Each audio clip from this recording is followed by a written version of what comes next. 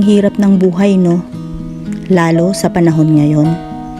Minsan matutulala ka na lang dahil nag-iisip ka kung paano mairaraos ang araw na ito.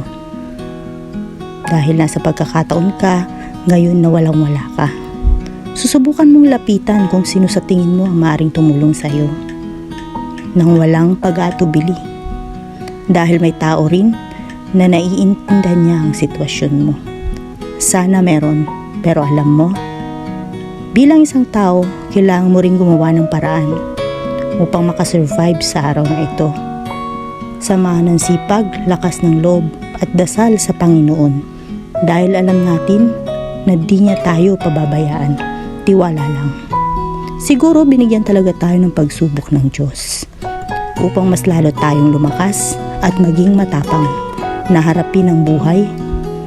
Lagi magpasalamat sapagkat nalalagpasan natin ang bawat araw na dumaraan kasama ang mga mahal natin sa buhay.